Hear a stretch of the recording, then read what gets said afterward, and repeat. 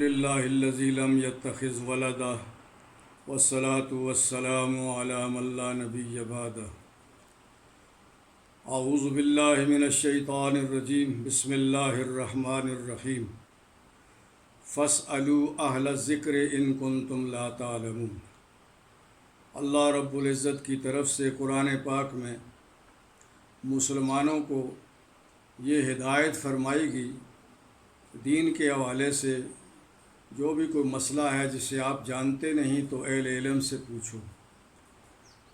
میں نے پچھلے عرصہ میں خواب کی تعبیر کے حوالے سے ایک سلسلہ شروع کیا تھا، درمیان میں کچھ اور سرگرمیوں کی وجہ سے وہ جاری نہ رہ سکا۔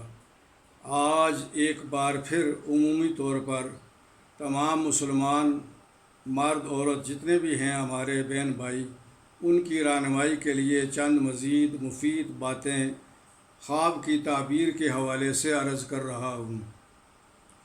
خواب میں چراغ کا گھر میں جلنا اگر کوئی دیکھے تو اس بات کی دلیل ہے کہ گھر کی مالکہ باصلاحیت اور نیک ہے۔ چراغ کے دیکھنے سے مراد خادم بھی ہے۔ ہر گھر کی ضرورت ہوتی ہے کہ گھر کے نظام کو بہتر طریقے سے چلانے کے لیے کوئی خادم اور نوکر انسان کو میسر ہو، تو ظاہر ہے چراغ کا دیکھنا گویا کہ اللہ پاک کی طرف سے اس سہولت کے لیے اشارہ ہے۔ خواب میں میلا کپڑا دیکھنا اس بات کی طرف اشارہ ہے کہ جو کام شروع کیا ہے اس میں نقصان ہوگا۔ اسی طریقے سے ایک آدمی خواب میں آنکھ کا ضائع ہونا دیکھتا ہے تو یہ دین کے نقصان کو ظاہر کرتا ہے۔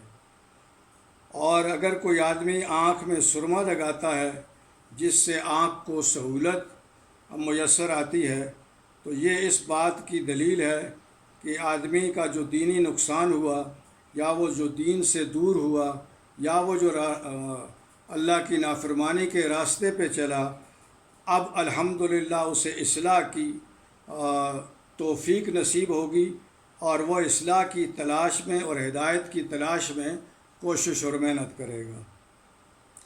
خواب میں پانی کا چشمہ دیکھنا یہ سرداری کی علامت ہے۔ اس آدمی سے لوگ فیض حاصل کریں گے، جیسا کہ پانی کا چشمہ سب کے لیے فیض کا ذریعہ ہوتا ہے، سارے لوگ اسے پیتے ہیں اور استعمال کرتے ہیں۔ کسی آدمی نے اگر دوسرے کو گلاب کا پھول عطیہ کیا تو یہ اس بات کی طرف اشارہ ہے کہ گلاب دینے والے شخص سے اس آدمی کو دینی یا دنیاوی فائدہ حاصل ہوگا۔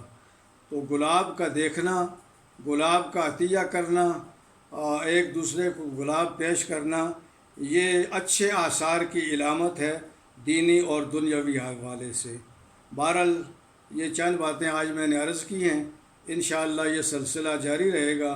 اللہ تعالی ہمیں سمجھ نصیب فرمائے اور دنیاوی ہر قسم کی آفات سے امن نصیب فرمائے، خوشحالی والی زندگی نصیب فرمائے۔